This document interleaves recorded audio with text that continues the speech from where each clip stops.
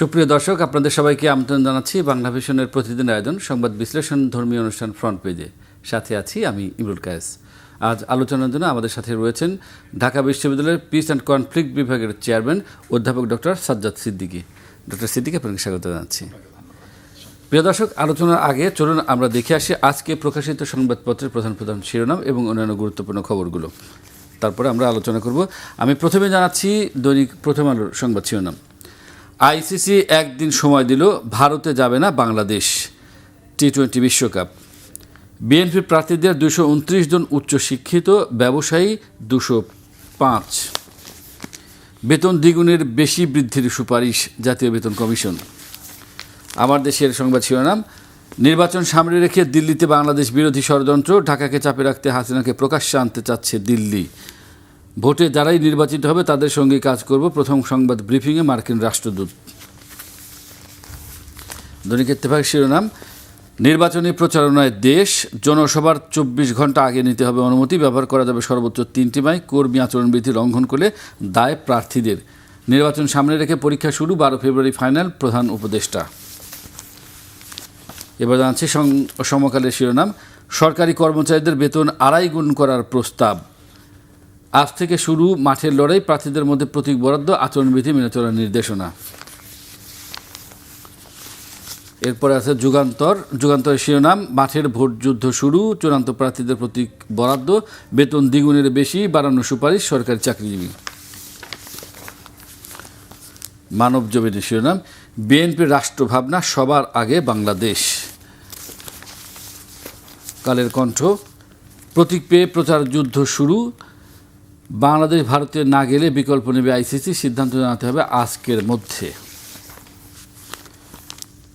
কালবেলা শিরোনাম। 75 আসন নিয়ে উদ্বিগ্ন বিএনপি, 63 আসনে গড়ার কাঁটায় বিএনপির 74 বিদ্রোহী, মিত্রদের বিজয় নিশ্চিতে বদ্ধপরিকর বিএনপি। বাংলাদেশ প্রতিদিন। প্রতীক নিয়ে প্রচারে প্রার্থীরা, নির্বাচনে দল 51, মোট প্রার্থী 1981, বিএনপি 288, জামাত 224। ওষুধের বাজার সিন্ডিকেটের নিয়ন্ত্রণে। দেশ রূপান্তরের শিরোনাম। ভোটের কড়া নাড়া শুরু, 1.5 দশকের সর্বনিম্ন নারী প্রার্থী, পূর্ণভূমি থেকেই ভোটের প্রচারে তারেক রহমান। নয়া দিগন্তের শিরোনাম। আয় বৈষম্য হ্রাস, রাষ্ট্রীয় সক্ষমতা নিয়ে প্রশ্ন, জাতীয় বেতন কমিশন 2025 পেশ। অর্থনীতি, বাণিজ্য ও নিরাপত্তা নিয়ে ঢাকার সাথে কাজ করবে যুক্তরাষ্ট্রের নতুন রাষ্ট্রদূত ক্রিস্টেনসেন। বণিক বার্তা।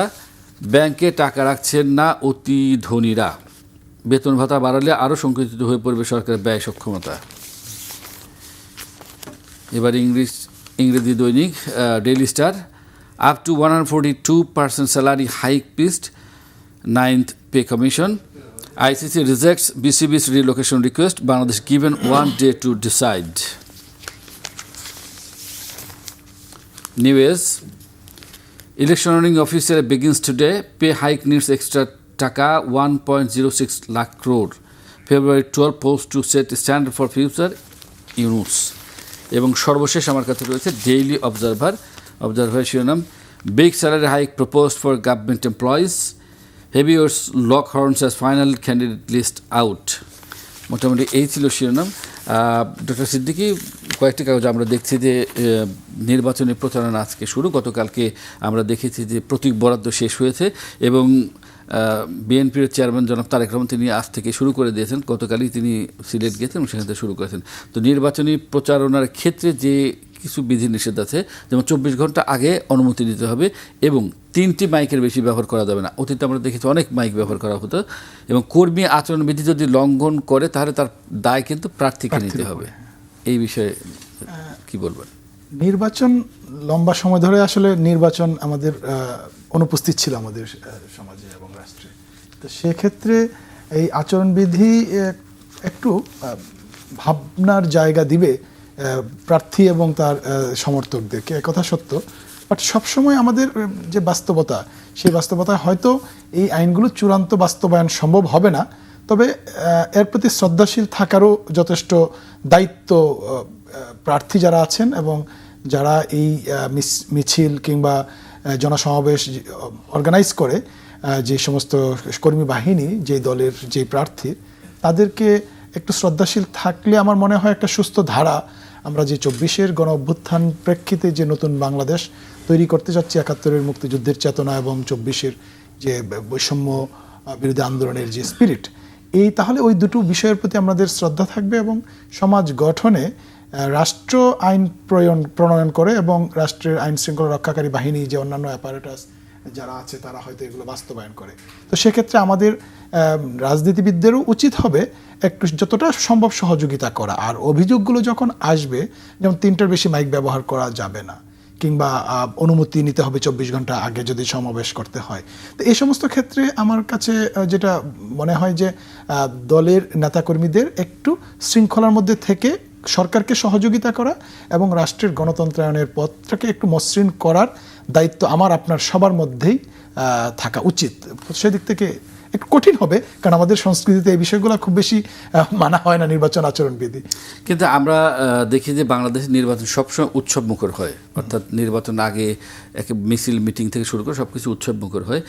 তো সেই জায়গায় কি এই যে বিধিনিষেধগুলো একেবারে কিছু কড়াকড়ি হয়ে গেল, খুব বেশি ইম্প্যাক্ট ফেলবে না? কারণ বিধিনিষেধ আমরা জানি যে আমাদের কর্মী যারা আছেন, বিভিন্ন দলের যারা কর্মী আছেন, তারা কিন্তু হয়তো যিনি প্রার্থী তিনি তার অজান্তে অনেক কিছু হতে পারে বা ঘটাতে পারে বা কোথাও পোস্টার লাগাতে পারে বা কিছু করতে পারে, সেখানে সেই দায়ও কিন্তু প্রার্থীকে নিতে হবে। আচ্ছা, খুব সুন্দর একটা প্রসঙ্গ এনেছেন।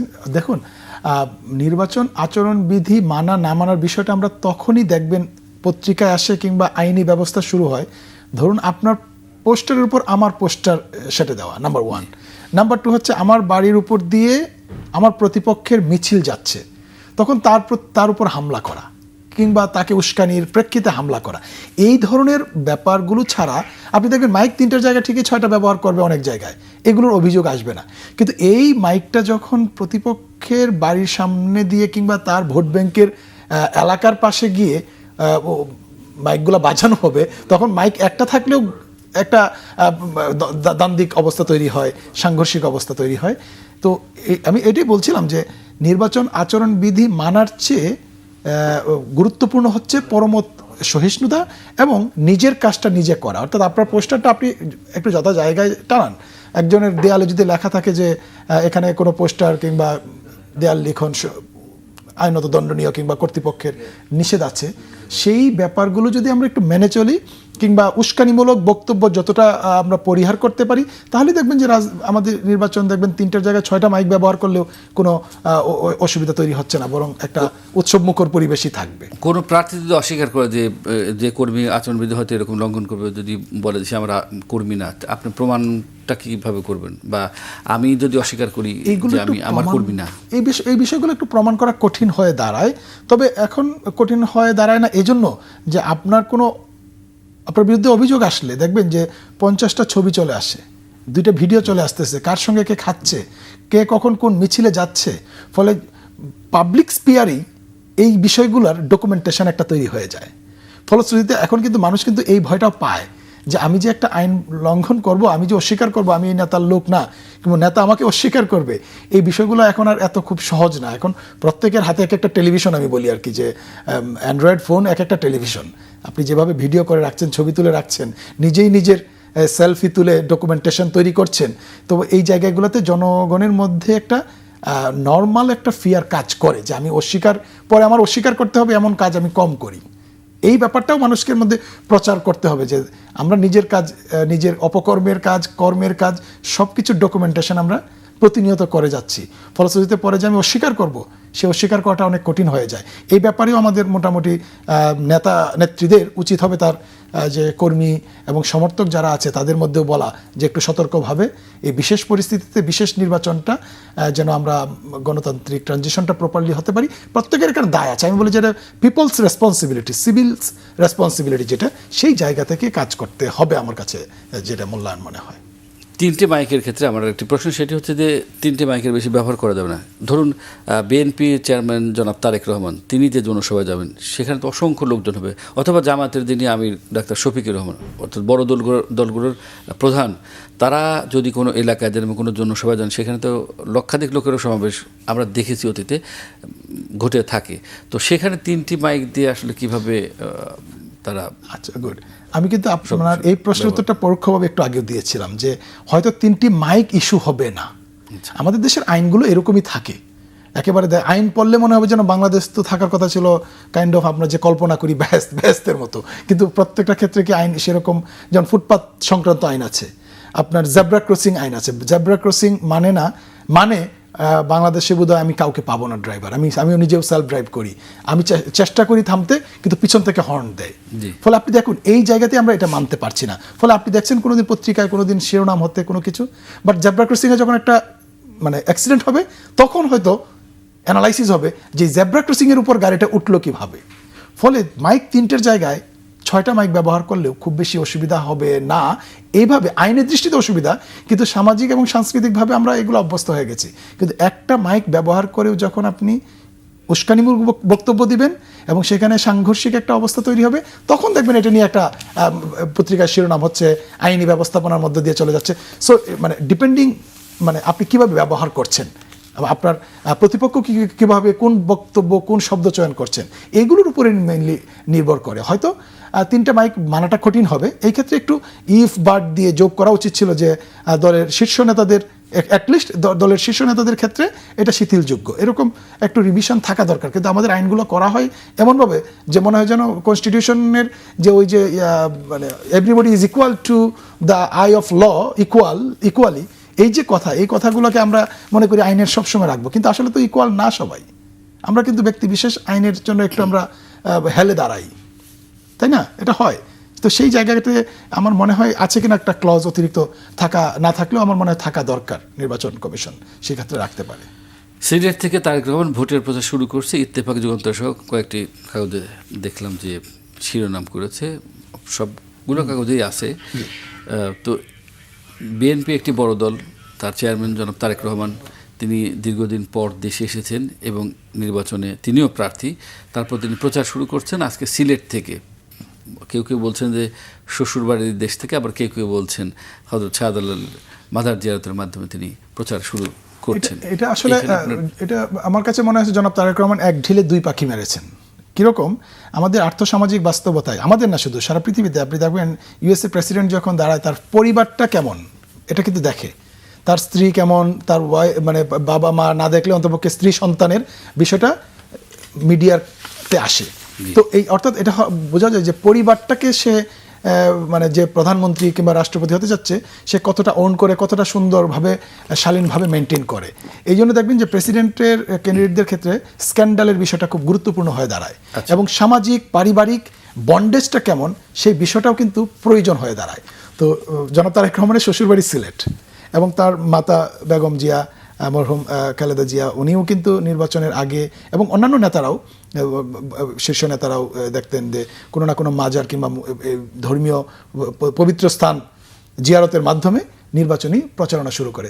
তো জনাব তারেক রহমান এই ক্ষেত্রে যে এক ঢিলে 2 পাখির কথা বললাম, যেটা শ্বশুরবাড়িতে যাওয়া মানে হচ্ছে যে এটা একটা সিম্বলিক একটা জেস্চার, একটা আপনার জনগণকে বোঝানো যে লোক আমি শ্বশুরবাড়িতে থেকে আমি যাত্রা শুরু করলাম, কিংবা হযরত শাহজালালের মাজার জিয়ারত করলাম, মাজার জিয়ারত করে আমি নির্বাচনী কাজ শুরু করলাম। এতে পারিবারিক যে বন্ডেজটা এবং শ্বশুরবাড়ির সঙ্গে তার যে একটা হৃদ্যতার সম্পর্ক এখনও সুন্দর আছে, সেটাও একটা ডেমনস্ট্রেশন।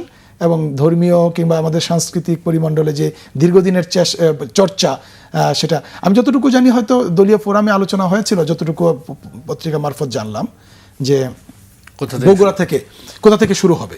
তো বগুড়া থেকে শুরু হবে, কেউ কেউ বলছে বগুড়া থেকে।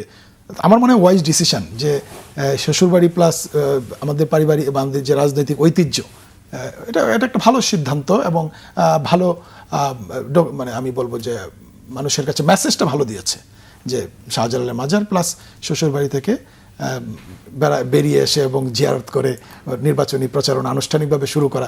যদিও করাইল বস্তিতে একটা বক্তব্য দিতে গিয়ে তারেক রহমান বেশ বিচক্ষণতার পরিচয় দিয়েছে, আমি বলবো যে আমি কি চাচ্ছি আপনাদের কাছে জানেন, হয়তো নির্বাচনের বিধিনিষেধের জন্য আমি বলতে পারছি না, মানে the way he was talking sounds very interesting, এবং আপনার যে একটা পরিশীলিত ভাব এবং এই ভাবটা কিন্তু প্রথম থেকে আমরা দেখছি, উনি যে যখন বাংলাদেশে পা রেখেছেন তখন থেকেই কিন্তু আমরা দেখতে পাচ্ছি তার বক্তব্যে, আচার আচরণে। ইভেন কি আমরা দেখলাম যে গত দুদিন আগে করাইল বস্তিতেই ওই জনসভায় যিনি যে আলেম সাহেব গেলেন, উনি নিজে উঠেছে আর এগিয়ে দিলেন। এই যে ছোট ছোট বিষয়গুলো আমরা লক্ষ্য করছি, এই বিষয়গুলো কিন্তু একটা মেসেজ, এটা একটা ভালো একটা মেসেজ। তার ভেতর যে বিশাল একটা পরিবর্তন আসছে, সেটা কি পরিবর্তন আসছে আমি বলবো না, কারণ তারেক রহমানকে কিন্তু আমরা দেখার সুযোগ পাইনি। আমরা আসলে কি, আমরা অনেকেই মনে করি যে Tarique Rahman was villain, now he is the hero, মানে এইভাবে কিন্তু তারেক রহমানকে পোর্ট্রে করা হয় অনেকটা ক্ষেত্রে। কিন্তু তারেক রহমান কখনো ভিলেন ছিল অথবা মানে খুব মহৎ প্রাণ ছিল, আমি এরকম কোনোটাই আমি বলতে চাই না। আমি শুধু জানি তারেক রহমান একটা দলের একজন কর্মী ছিল, বগুড়া থেকে তার সদস্যপদ নিয়েছে, তারপর জয়েন্ট সেক্রেটারি, তারপর senior vice president. This is how he was doing his own politics. By this time বিরোধী দলের একটা, আমাদের দেশে যেটা হয়, সেই জায়গায় সে একটা কনস্পিরেসির শিকার কিনা, কিংবা তার প্রতি আমাদের ঈর্ষার একটা শিকার কিনা, কিংবা মিডিয়া ট্রায়ালের শিকার কিনা, এই বিষয়গুলো নিয়ে আমরা কি আলোচনা করছি না, বরং ওই অভিযোগগুলোকে আমরা ধরে নিয়েছি যে Tarique Rahman was kind of different person, now he has converted into a very good person. বিষয়টা আসলে আমি এইভাবে মূল্যায়ন করতে চাই না, বরং Tarique Rahman was a very simple politician. এখন দলের প্রধান হয়ে উনি যেভাবে নর্মালি বাংলাদেশের রাজনীতিতে কথা বলতো দলের শীর্ষ নেতারা, সেইভাবে কথা না বলে উনি যে কাজটা করার চেষ্টা করছেন, যে একটা ইনক্লুসিভিটি এবং কম্পিটিটিভ রাজনীতি, যেটা আমি সবসময় বলি যে রাজনীতি হবে কম্পিটিটিভ, নট কনফ্লিক্টিং থাকবে, তাহলে তো আর আমরা রাজনীতিবিদদের কাছ থেকে আমরা কি আশা করব? কারণ রাজনীতিবিদরা হচ্ছে সোসাইটির একটা আইডল। রাজনীতিবিদরা হচ্ছে আমার ভবিষ্যৎ রাষ্ট্রটা কোন দিকে যাবে তার হচ্ছে যে বলা যায় যে কাণ্ডারি, সেই কাণ্ডারির কাছ থেকে এই ধরনের আচরণটাই স্বাভাবিক। আমি এটাকে খুব বেশি পরিমাণে অতিরঞ্জিতও করতে চাই না এটাই। তবে এইখান থেকে আমাদের শিক্ষণীয় আছে যে আমাদের যে ভেঞ্জেন্সের পলিটিক্স, কাদা ছোড়াছুরির যে রাজনীতি, তারেক রহমানকে তো প্রভুকই করতে পারতেছে না। এটা একটা ইন্টারেস্টিং বিষয়, আপনি যদি খেয়াল করেন তার বিরোধী দলের নেতারা কিছু বলার চেষ্টা করছে, যেমন ঢাকা 7 আসন না, ওটা গুলশান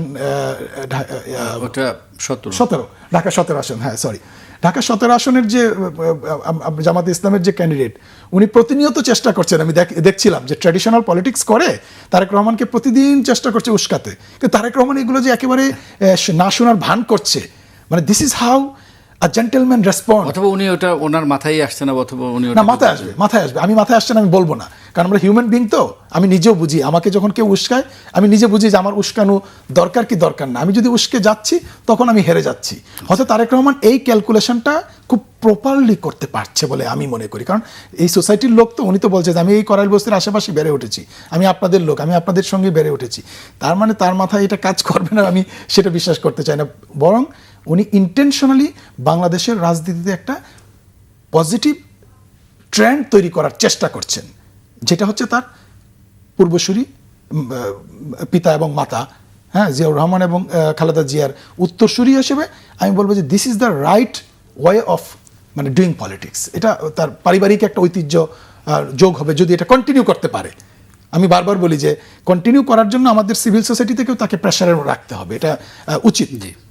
কিন্তু আমরা দেখছি যে বিএনপির মধ্যেই যেমন কালবেলা শিরোনাম করেছে যে 75 আসনে উদ্বিগ্ন, 63 আসনে বিএনপির 74 জন বিদ্রোহী প্রার্থী, এবং শরিক যে দলগুলো ছিল এবং গত 17 বছর যারা বিএনপির সাথে আন্দোলন সংগ্রাম করেছে তাদেরকে মনোনয়ন দেওয়া হয়েছে, ঠিক সেই জায়গায় আবার বিএনপি বিদ্রোহী প্রার্থীও দাঁড়িয়ে গেছেন এবং তাদেরকে কোনোভাবেই বসানো যায়নি, অর্থাৎ সময় তো এখন শেষ প্রার্থীরা প্রত্যাহার করার।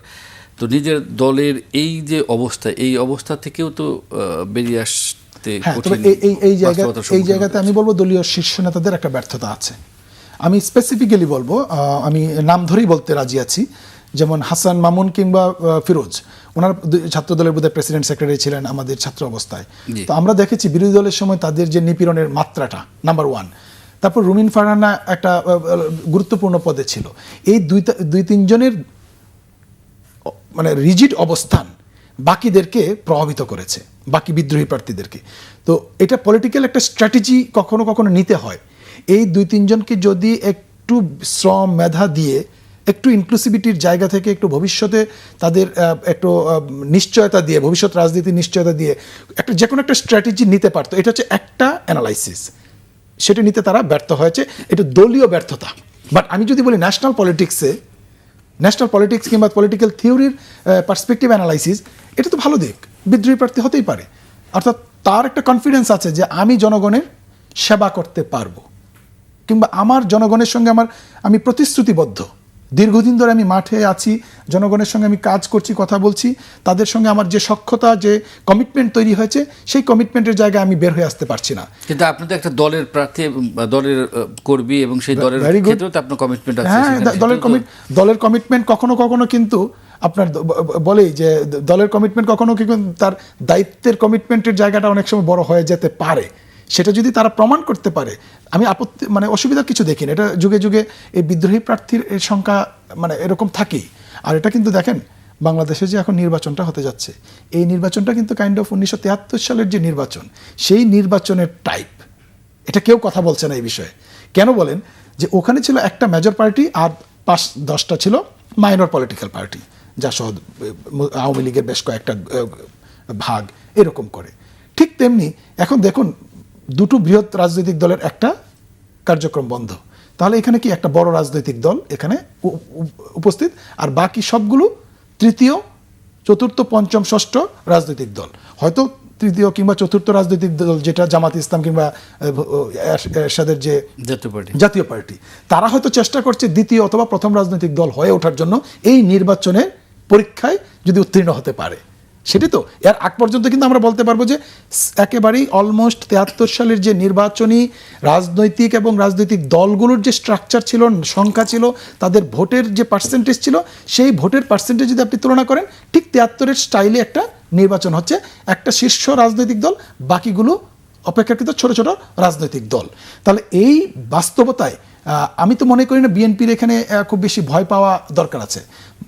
বিএনপি যদি তার সঠিক রাজনীতিটা করতে পারে, তারেক রহমান যেই বডি ল্যাঙ্গুয়েজ, শব্দচয়ন এবং মানুষের সঙ্গে যেই যোগাযোগটা স্থাপন করছে, তার নেতাকর্মীরা কেন পারছে না? এটা হবে তারেক রহমানের অন্যতম প্রধান চ্যালেঞ্জ। তাকে এভরিডে আমার মনে হয় তাদের নেতাদের কাউন্সিলিং দেওয়া দরকার। আপনি যখন কোনো প্রোগ্রামে যাচ্ছেন, আপনি দেখবেন যে নেতাকর্মীদের আচরণগত পরিবর্তন তো আসছে না, এটার তো ইম্প্যাক্ট তার রুট লেভেলে আসছে না। সেই জায়গাটা থেকে নজর দিতে হবে, তাহলে এই দলটা সুসংগঠিত হবে এবং এই দলের বিজয় নিশ্চিত হবে, এবং এই দলটা বাংলাদেশকে তার মা এবং তার বাবা যেরকম করে একটা গণতান্ত্রিক, আপনার বলেন যে প্রত্যাবর্তন বলেন কিংবা ডেমোক্রেটিক একটা যাত্রা শুরু করছিল এবং ফাউন্ডেশন দিয়ে গিয়েছিল, সেই ফাউন্ডেশনটা উনিও হয়তো একটা ক্রাইসিস টাইমের পরবর্তীতে যদি জিততে পারেন হয়তো দিতে পারবেন। বাট দলীয় নেতাকর্মীদের উপর প্রচুর কাজ আছে এখানে। আমরা নির্বাচন প্রসঙ্গে আবার একটু আসি। ইত্তেফাক শিরোনাম করেছে, নির্বাচন সামনে রেখে পরীক্ষা শুরু, 12 ফেব্রুয়ারি ফাইনাল। এটি বলেছেন প্রধান উপদেষ্টা। গতকালকে যে আইন শৃঙ্খলা রক্ষা বাহিনীর সাথে বৈঠক ছিল, বা আইন শৃঙ্খলা বাহিনী এবং উপদেষ্টা পরিষদের যে বৈঠক ছিল, সেই বৈঠকে তিনি বলেছেন। একই সাথে আমরা দেখছি যে আমার দেশে একটি শিরোনাম করেছে, সেটি হচ্ছে যে নির্বাচন সামনে রেখে দিল্লিতে বাংলাদেশ বিরোধী ষড়যন্ত্র, ঢাকাকে চাপে রাখতে হাসিনাকে সামনে আনতে যাচ্ছে দিল্লি। অর্থাৎ সেখানে রিপোর্টের মধ্যে আমি পড়ে দেখেছি আরও অন্যান্য বিষয়গুলো রয়েছে, কীভাবে কী করা হচ্ছে সেই বিষয়গুলো নিয়ে আসা হয়েছে। তাহলে প্রধান উপদেষ্টা একদিকে তিনি বলছেন একটা পরীক্ষা হিসেবে, আবার অপরদিকে আমরা দেখছি যে দিল্লির কথা আমার দেশ বলছেন। এই দুইটাকে এখানে একটা বিষয় কি, প্রথমত হচ্ছে যে ফাইনাল পরীক্ষা 12 তারিখে, এটা একটা মজার বিষয়। আমাদের মাননীয় প্রধান উপদেষ্টা কিছু কিছু শব্দ নিয়ে আসেন, যে শব্দগুলো নিয়ে আবার আমরা আলোচনা করি। তার মধ্যে এর আগেও কিছু কিছু শব্দ ব্যবহার করেছেন, সেমিফাইনাল, ফাইনাল। তো আসলে এটা সেমিফাইনাল ফাইনালের মতো বিষয় না। আমি এটাকে উইথ ডিউ রেসপেক্ট আমি বলতে চাচ্ছি যে নির্বাচন হচ্ছে একটা স্বাভাবিক সাধারণ মানুষের ভোটাধিকারের ব্যাপারে আমার কমিটমেন্টের জায়গা থেকে আমি প্রপারলি একটা এই প্রজেক্টটা আমি ইমপ্লিমেন্ট করব। এত নির্বাচনকে এত হাইপ দেওয়ার পিছনেও কিন্তু একটা আমি মনে করি সন্দেহের সৃষ্টি হয়। একটা স্বাভাবিক কাজকে যখন আমি স্বাভাবিকভাবে উপস্থাপন না করে আমি যখন খুব এক্সাজারেশন দিব, অতিরঞ্জন করব, তখন জনমনে একটা সন্দেহের সৃষ্টি হয়। তো আমি নির্বাচনকে কিন্তু যে পরিমাণে হাইপ দেওয়া হয় সেই হাইপ দেওয়ার পক্ষে না। কাজটা হচ্ছে নির্বাচন কমিশন তার জায়গায় বসে সে প্রপার কাজ করছে কিনা, কিংবা স্থানীয় প্রশাসন যাদের যে দায়িত্ব সেই দায়িত্বটা কাজ করছে কিনা, এই বিষয়গুলো বারবার ওয়াচডগ করা, আপনার অ্যাকাউন্টেবিলিটির মধ্যে রাখার কাজটা হচ্ছে কিন্তু ক্যাবিনেটের। অর্থাৎ আজকে ডিসি কোনো জেলা প্রশাসক যদি কোনো ধরনের বায়াসনেস দেখায় কিংবা কোনো দলের প্রতি তার বিরাগ দেখায়, তখন এই জায়গায় তাদের কাজ করা প্রত্যেকের কাজ হচ্ছে কাজ করা। এখানে বোমবাস্টিং শব্দ ব্যবহার করে এক ধরনের ডাইভারশন করাটা আমি যৌক্তিক মনে করি না। উনি গুরুত্ব বোঝানোর জন্য সবাইকে উপস্থিত যারা ছিলেন তাদেরকে, কিন্তু এভাবে গুরুত্ব বোঝাতে গিয়ে আমরা কখনো ভালো কিছু তৈরি করতে পারিনি। যে একটা আছে না যে আমরা এইভাবে গুরুত্ব বোঝাতে গিয়ে আমরা খুব ভালো একটা স্যাম্পল তৈরি করছি। তাহলে আইন শৃঙ্খলা পরিস্থিতি এমন কেন? মানুষ তো প্রশ্ন করবে। আজকে পত্রিকা উল্টান, দেখবেন যে আজকে কেউ খুন হয়েছে, গতকালকে যে খুন হয়েছে, এর আগের মাসে যে খুন হয়েছে, সেই খুনের বিচার এখনো হয়নি, ভালো তদন্ত হয়নি। তাহলে আপনি যে বলছেন ফাইনাল খেলা কিংবা সেমিফাইনাল, ফলে এই বিষয়গুলো আসলে কি প্রশ্নের মধ্যে পড়ে যাবেন আপনি। কারণ আপনি যদি শুধু কাজ করতে থাকেন তখন আপনার বিরুদ্ধে প্রশ্ন আর উঠবে না। ফলে আমরা কাজের চেয়ে, এটা আমাদের নেচার, আমার মনে হয় আমাদের জাতিগতই নেচার, যে আমরা কিছু এরকম কিওয়ার্ড কিংবা ওয়াচওয়ার্ড দিয়ে একটা বিষয়কে ব্যাখ্যা করার চেষ্টা করি। যা হোক, আর দ্বিতীয় বিষয়টা যেটা আপনি উত্থাপন করলেন যে দিল্লিতে আওয়ামী লীগের একটা ডেমনস্ট্রেশনের একটা চেষ্টা চলছে নির্বাচনকে, এই রিপোর্টটা কি আর কোনো পত্রিকায় করেছে? আপনি দেখবেন যে আমি যতটুকু দেখলাম যে এটা বোধহয় আমার দেশ পত্রিকা স্পেশালি করেছে। আমার কাছে ব্যক্তিগত অভিমত এটা, যে আমার দেশ পত্রিকার স্পেশাল ফোকাস হচ্ছে ভারত, স্পেশাল একটা ফোকাস ভারত এবং আওয়ামী লীগ, এই দুটো বিষয়ে তাদের একটা বড় অ্যানালিটিক্যাল রিপোর্ট থাকতে পারে। কিন্তু শেখ হাসিনাকে তো তারা সামনেই আনতে চাচ্ছে না। সজীব ওয়াজেদ জয় যে আন্তর্জাতিক গণমাধ্যমে যে বক্তব্য দিয়েছেন, সেই বক্তব্যেও বলছেন যে উনি বয়স হয়ে গেছেন, উনি এটা লাস্ট টেনিউর ছিল। আবার শেখ হাসিনা নিজে বলছিলেন 6 মাস পরে আমি আবার নির্বাচন দিয়ে দিব, যে এটা আপনার 2024 সালের election. That means Sheikh Hasina তো যদি তার নিজের কমিটমেন্ট নিজে রাখেন যে 6 মাস পরে আবার একটা আমরা নির্বাচন দিব, তাহলে তো উনি রিটায়ার্ড এখন। অ্যাকর্ডিং টু হার সান, তার ছেলে বলছেন, সজীব ওয়াজেদ জয় বলছেন যে এটি তার লাস্ট টেনিউর ছিল। তাহলে লাস্ট টেনিউরটা কত? 6 মাসের। মা এবং ছেলের দুটো আলোচনা যদি আমরা এক করে দেখি, তাহলে 6 মাস। তার মানে now Sheikh Hasina was supposed to go for retirement. তো উনি রিটায়ারমেন্টে থাকলে ওনাকে আবার দিল্লির পত্রিকাগুলো কিভাবে প্রকাশ করবে? যেমন গত কয়েকদিন আগে মহিবুল হাসান নওফেল, সাবেক শিক্ষামন্ত্রী, তারপরে পররাষ্ট্রমন্ত্রী হাসান মাহমুদ সহ কয়েকজন, তারা সংবাদ সম্মেলন করেছেন। এই প্রথম প্রকাশ্যে আওয়ামী লীগের পক্ষ থেকে দিল্লিতে বসেই সংবাদ সম্মেলন করা হয়েছে। এবং কিছু খবর আসছে যে শুক্রবার অর্থাৎ আগামীকাল শেখ হাসিনা একটি সাংবাদিক সম্মেলনে সেখানে তিনি বক্তব্য দিবেন। আমি আমার কাছে এটা মনে হয় না এটা করতে পারবে, কারণ নাওফেল এবং আরেকজন যে মন্ত্রী সাংবাদিক সম্মেলন করেছে, ওনাদের খবর নিয়ে দেখবেন যে ওনাদের আসলে একাধিক পাসপোর্ট আছে।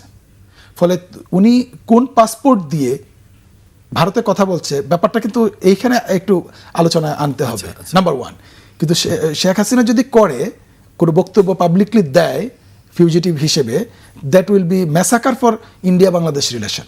ইভেন ভারতের যে কূটনৈতিক অবস্থান সারা বিশ্বে, সেই জায়গাতে তারা একটা মানে আমি বলবো যে হোঁচট খাবে। এটা করতে এগুলো হয়তো প্রোপাগান্ডা হতে পারে, একটু ভয় ভীতি ফিয়ার তৈরি করা জনগণের মধ্যে, তার দলীয় নেতা কর্মীদের একটু চাঙ্গা রাখা। কারণটা কি, বাংলাদেশের পাসপোর্ট নিয়ে উনি ভারতে গিয়েছেন এবং যে আইনে ওনাকে আশ্রয় দিয়েছেন, সেই আইনে থেকে উনি পাবলিক স্পিয়ারে এসে কথা বলতে দেয়াটা, মানে এটা হবে সুইসাইডাল ভারতের জন্য। এখন আমি জানি না ভারত সেই সুইসাইডাল কাজটা করবে কি করবে না, ডিপেন্ডিং অন একেবারে তার নিজস্ব এখতিয়ারের উপর। জি, আমরা একদম শেষ দিকে চলে এসেছি, হয়তো 2-3 মিনিট সময় আছে। আমরা দুইটা প্রসঙ্গে আলোচনা করব। একটা হচ্ছে সরকারি চাকরিতে বেতন দ্বিগুণ বৃদ্ধির সুপারিশ করা হয়েছে, সব কাগজেই সেটা আছে। হঠাৎ করে এরকম যে পে কমিশনটা করা হয়েছে, তারা গতকালকে প্রতিবেদনটি প্রধান উপদেষ্টার কাছে জমা দিয়েছে এবং সেখানে কেউ বলছে 2 গুণ, কেউ বলছে 2.5 গুণ। এই নির্বাচনের ঠিক আগ মুহূর্তে এই পে কমিশনের এই ডিক্লারেশনটা, এটা একেবারে অদূরদর্শিতা। কেন বলি আমি, ভেরি স্পেসিফিক। নির্বাচনে এখন কাজ করবে এই নেতাকর্মী, যারা সরকারি কর্মচারীরা আছে, তারা নিউট্রালি কাজ করবে, নিরপেক্ষভাবে কাজ করবে, এটা আমাদের ছিল প্রত্যাশা। এখন সরকারের যদি কোনো আলটেরিয়র মোটিভ থেকে থাকে, যে কোনো দলকে, কোনো বিশেষ দলকে সুযোগ সুবিধা দেওয়ার জন্য তারা এই ধরনের কাজ করছে, এই সন্দেহ আসতেই পারে। কারণ আপনার ব্যবসা বাণিজ্যের অবস্থা, বাংলাদেশি ইনভেস্টমেন্টের অবস্থা খুবই নাজুক।